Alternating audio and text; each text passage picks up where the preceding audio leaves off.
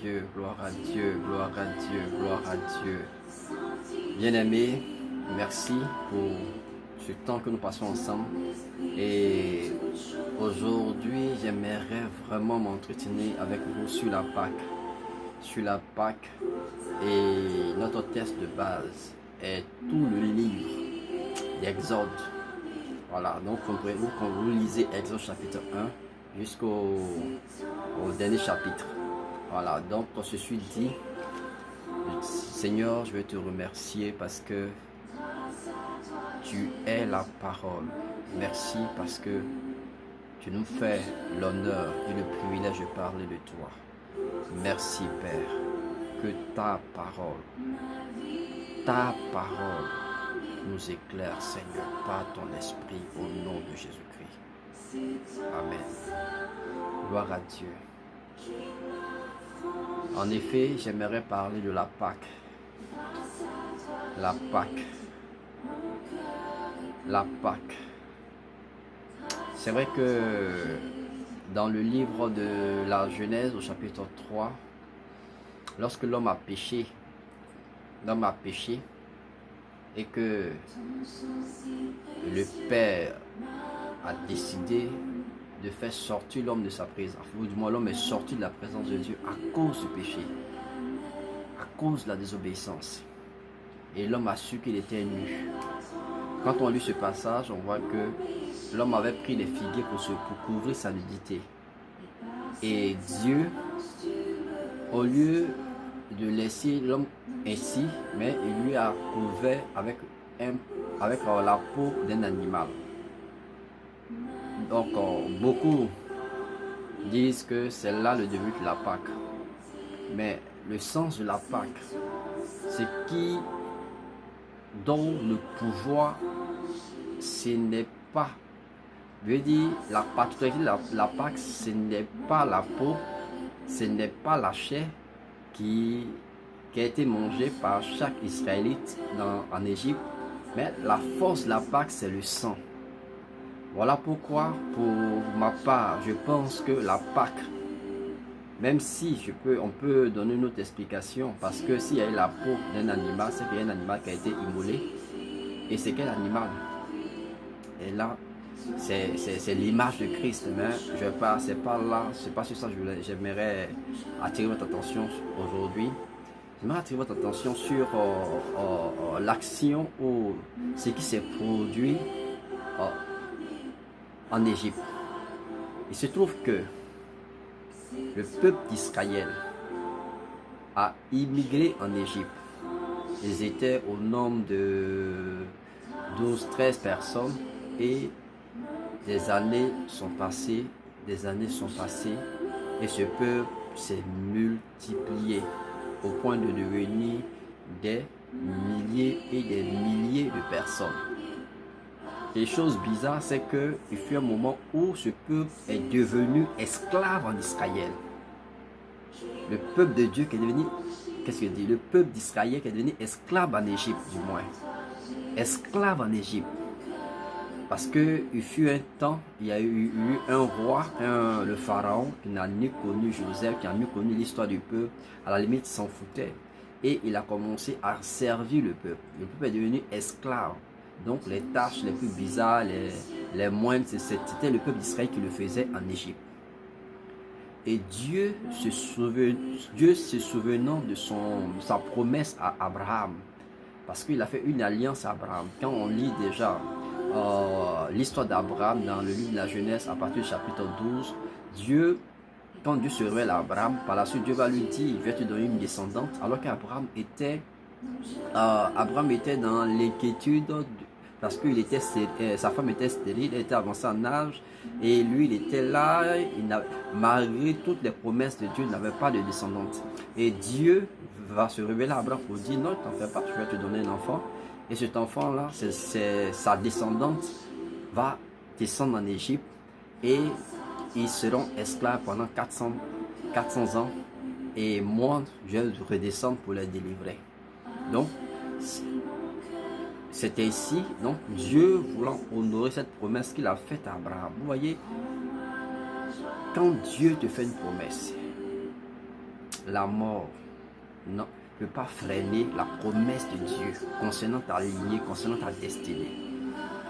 Bref, ça c'est pas sur le point sur lequel j'aimerais attirer votre attention, mais nous revenons dans le livre de l'Exode où il se trouve que le peuple d'Israël était sous la puissance de Pharaon et de toute sa population. Et le peuple souffrait. Donc Dieu, pour délivrer Israël, va susciter un homme à la personne de Moïse. Je vais vous économiser le temps de l'histoire de Moïse. Et Moïse, Dieu va se révéler à lui d'une manière étrange et glorieuse alors qu'il était dans le désert. Ensuite, qu'est-ce qui va se passer? Dieu va parler à Moïse d'aller délivrer son peuple. Après des échanges, Moïse obéit à la voix de Dieu. Moïse part pour honorer Dieu. Et Dieu dit à Moïse, parce que Moïse entend qu'il n'avait pas la parole facile et que ce n'était pas facile pour lui vraiment d'aller accomplir telle mission. Dieu lui a dit, bon, ok, je t'adjoins ton frère Aaron qui va t'aider dans la tâche. Tu seras pour lui comme un Dieu, hein, et lui sera ton prophète. C'est ainsi que Moïse et Aaron sont partis pour délivrer le peuple d'Israël. Regardez ce qui va se passer. Quand Moïse entre dans la cour de Pharaon, Pharaon dit à Moïse, qui est ton Dieu? Parce que pour Pharaon, c'est lui le Dieu. C'est lui le Dieu. Lui, il se voyait comme Dieu. Donc quand Moïse dit, laisse partir mon peuple, car il faut qu'il vienne me servir, m'adorer dans le désert. Pharaon dit, il ne conçoit pas, il ne comprend pas. Il ne comprend pas, il refuse. Donc Dieu va frapper l'Égypte de 10 plaies. Et je vais vous faire l'économie de citer tous ces plaies-là, mais je vais partir à la 10e plaie. C'est ce qui nous intéresse. À la 10e plaie, il était question que tous les premiers-nés, hein, depuis le bétail jusqu'à Pharaon, si Pharaon ne laissait pas partir le peuple de Dieu, Dieu allait les frapper. Enfin, il serait frappé de mort. Oui, il serait frappé de mort. Et comme c'est une parole qui est prononcée sur toute l'Égypte, or dans l'Égypte se trouve le peuple d'Israël. Donc Dieu va dire ceci à Moïse: dis aux enfants d'Israël de prendre un agneau et de l'immoler, de prendre le sang, de mettre le sang sur le linteau de leur porte. C'est-à-dire ils vont manger l'agneau tout entier, mais le sang, ils allaient mettre sur le linteau de leur porte. Vous voyez, parce que l'ange de la mort va passer, sur l'Égypte. Et toutes les maisons où il verra le sang, il ne pourra pas y entrer.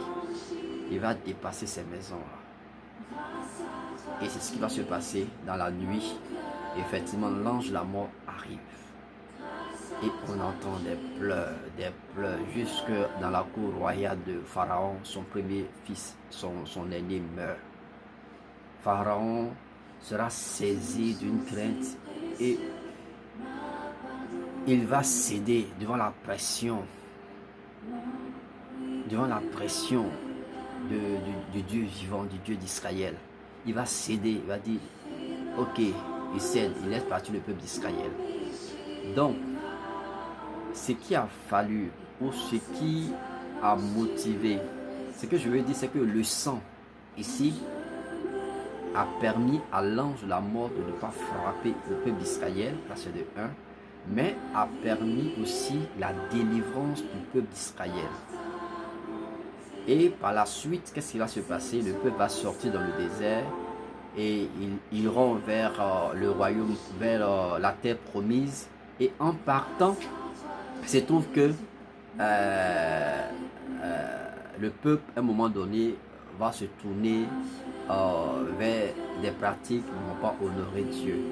Et Aaron va leur construire, même, on appelle ça, un veau d'or. ainsi de suite. Mais ce que je tiens à relever, c'est que c'est la Pâque. Et Dieu dit de faire ceci en mémoire de leur délivrance. C'est-à-dire, ils font ceci en mémoire de leur délivrance. Donc, ça veut dire quoi?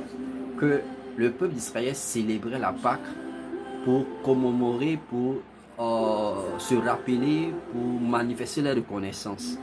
Hein, c'était devenu une rituel, c'était devenu une pratique religieuse. Et jusqu'à ce que Jésus-Christ, notre Sauveur et Seigneur, apparaisse. Il va naître qu'on appelle ça en Israël, et à partir de sa 30e année, il va rentrer il va commencer à se révéler au monde, d'abord à Israël, par des miracles, des signes, par une puissante manière d'enseigner et de révéler le royaume de Dieu. Et par la suite, après 3 ans, il va connaître la mort la plus atroce. Il sera tué sur une croix. Et là, sa mort va se faire le jour de la Pâque. C'est-à-dire le jour où Israël se rappelle qu'il y a un Dieu, le Dieu de leur père les a délivrés. Et c'est ce jour que Jésus meurt à la croix. Et Christ qui meurt à la croix en ce jour de la Pâque.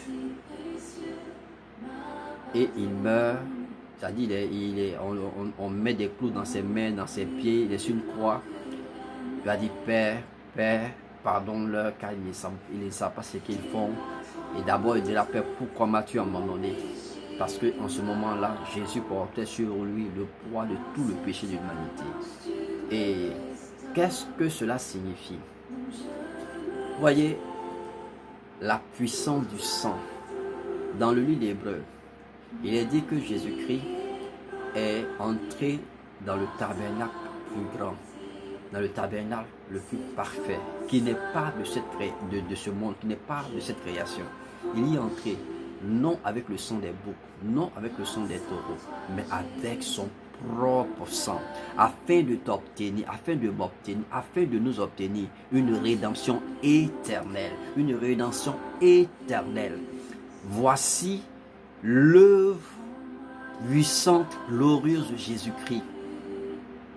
Jésus-Christ est mort sur la croix parce que toi et moi, nous étions tenus esclaves du péché, esclaves des forces maléfiques, esclaves de la malédiction ancestrale, esclaves des liens ancestraux, esclaves de toutes sortes de liens malsains, de toutes sortes d'autels diaboliques. Nous étions tenus esclaves.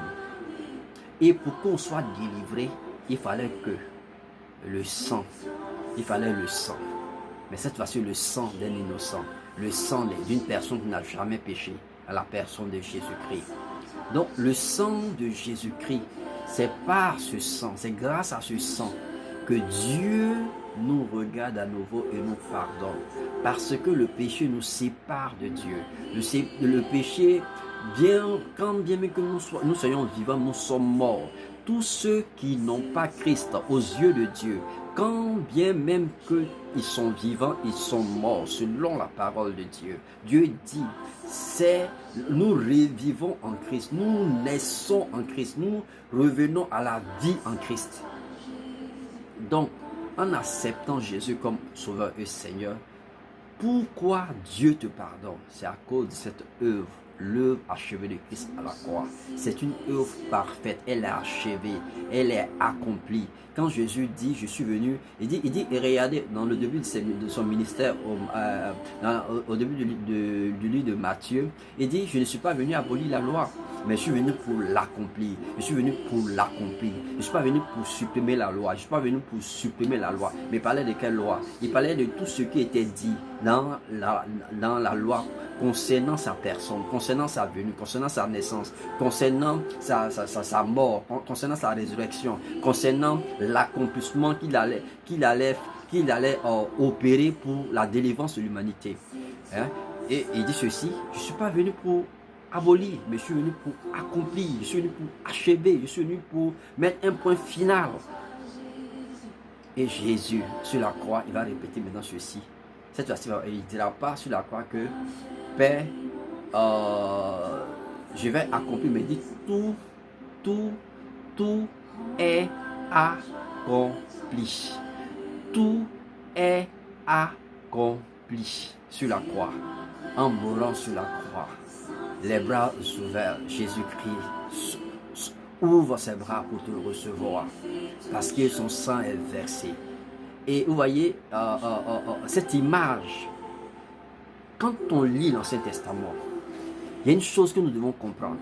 Nous sommes du royaume de Dieu. Et l'Ancien Testament révèle normalement les actions de Christ, le salut que nous avons en Christ. Donc, nous pouvons représenter Pharaon comme le diable. Le diable. Et quiconque n'a pas Christ est sous le pouvoir du diable. De même que le peuple d'Israël était en esclavage. Ceux qui n'ont pas Christ, ils sont pris dans les liens d'esclavage du péché. Il faut qu'il soit délivré du péché. Il faut qu'il soit délivré de la condamnation éternelle. Il faut qu'il soit délivré de Satan et de ses démons, des princes de ce monde, des liens ancestraux, la malédiction ancestrale, des autels démoniaques. Il faut qu'il soit délivré. Mais la seule manière pour être délivré, il faut un sang plus puissant, un sang plus innocent, un sang plus glorieux, un sang qui a été agréé par le Père. Et ce sang, c'est le sang de Jésus-Christ.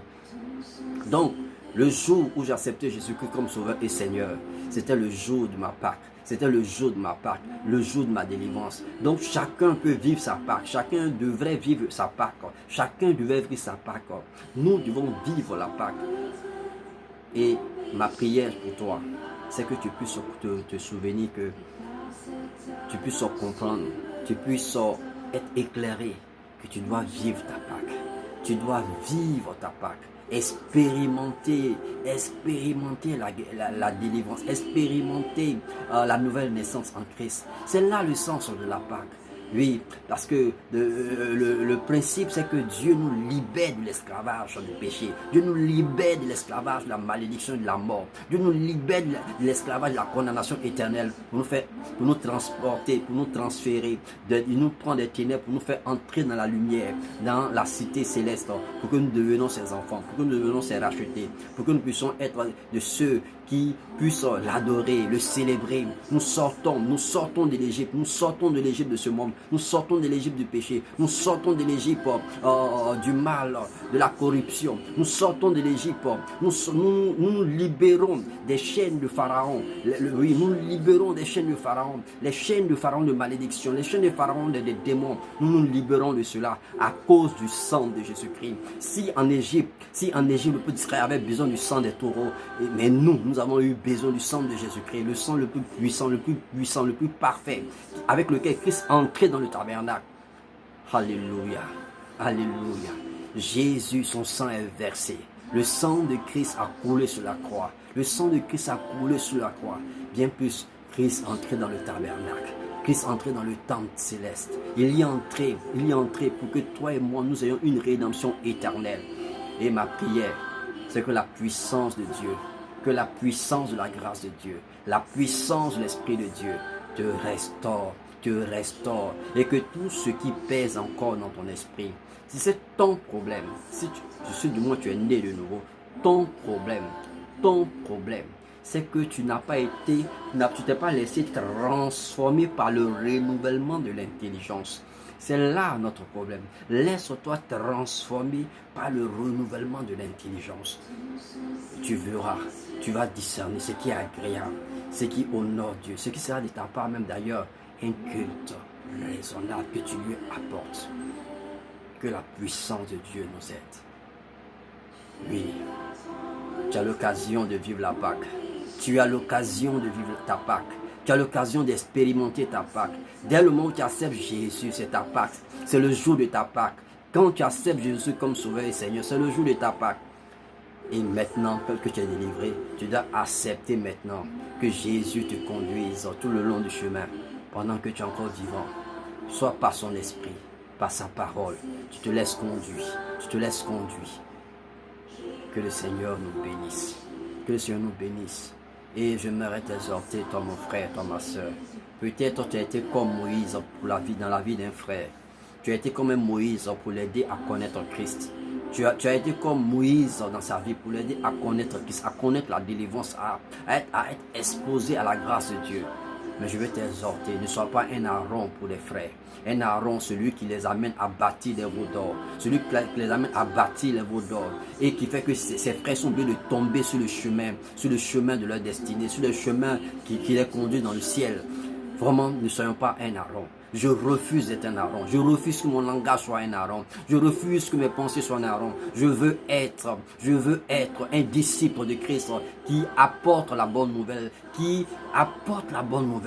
et qui aide les uns les autres à connaître le bon parfum de Christ qui conduit au salut. Que la puissance de Dieu te fortifie, mon frère. Que la puissance de Dieu te fortifie, ma soeur. Et toi qui n'as pas encore accepté Jésus-Christ, est-ce que tu veux maintenant l'accepter? Alors si c'est le cas, tu vas répéter simplement cette prière. Tu dis, Seigneur Jésus-Christ, oui, maintenant je comprends pourquoi tu es mort sur la croix. Et je viens à toi maintenant. Et je t'ouvre mon cœur. Je te reçois comme Sauveur et Seigneur. Merci de me purifier. Merci de me laver. Merci Seigneur. Merci également pour le don de ton esprit, Seigneur. Je te remercie. Maintenant, je vais prier pour toi. Saint-Esprit, Père, merci pour ce frère, merci pour cette sœur qui se tourne vers toi. Que la puissance de ton esprit l'assiste, Seigneur, et le conduise dans ta connaissance, dans le nom de Jésus-Christ. Merci. Amen, amen, amen. Que le Seigneur vous bénisse. Sachez que je vous aime. Et le Seigneur Jésus-Christ vous aime par-dessus tout. Maranatha.